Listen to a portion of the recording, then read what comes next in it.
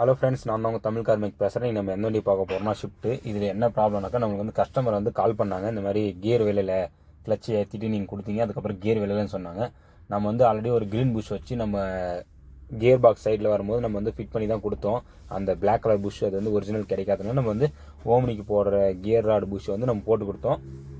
போட்டு கொடுத்துட்டு அதுக்கப்புறம் வண்டி வந்து நம்ம டெலிவரி கொடுத்துட்டோம். டெலிவரி கொடுத்துட்டு அவங்க கால் பண்ணாங்க, இந்த மாதிரி கியர் வேலையில் கம்ப்ளைண்ட் ஆகுது அப்படின்னு சொன்னாங்க. சரி, நாங்களும் வண்டி எடுத்துகிட்டு ஸ்பேர் டூல்ஸ் எல்லாம் அதுக்கான டூல்ஸ் எடுத்துகிட்டு நாங்கள் கிளம்பிட்டு பாண்ட் ஒன் பண்ணிட்டு செக் பண்ணுறேன். பாருங்கள், இந்த கியரோட புஷ்ஷும் கரெக்டாக தான் இருக்குது. அந்த நாங்கள் வந்து வச்சு கொடுத்த புஷ்ஷும் அந்த க்ரீன் கலர் புஷ்ஷு கரெக்டாக தான் இருக்குது.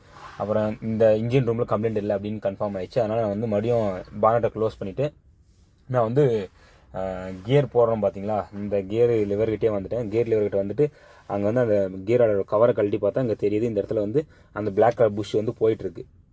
அது வந்து ரொம்ப நாள் ஓட அது அந்த புஷ் வந்து அப்படியே தூளாக அந்த மாதிரி ஆயிரும்.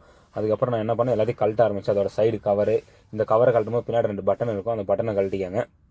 இந்த கீரோட கவர் கழட்டினதுக்கப்புறம் இந்த பாருங்கள், அந்த ஒரு கவர் இருக்குது, அந்த கவர் கழட்டி அதுக்கு மேலே 2 ஸ்க்ரூ இருக்கும். அந்த 2 ஸ்க்ரூவை கழட்டினீங்கன்னாக்கா உங்களுக்கு அந்த கீரோட கவர் மொத்தம் அசம்பிளியே வெளியே வந்துடும் ஈஸியாக. ஒரு சாக்கெட் ஒன்று இருக்கும் பின்னாடி, அந்த கிளிப்பை வந்து லைட்டாக எடுத்து விட்ருங்க.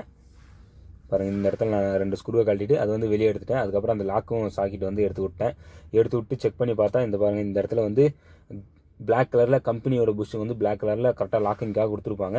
அது வந்து நம்மக்கிட்ட இப்போ சடனாக கிடைக்கல. அதனால் வந்து நான் வந்து கம்பி கட்டிட்டு அதுக்கப்புறம் வந்து அதுக்கு ஒயிட் டேக் போட்டு அதை வந்து நான் டைட் பண்ணிவிட்டு கஸ்டமர்கிட்ட வந்து நான் கொடுக்க போகிறேன்.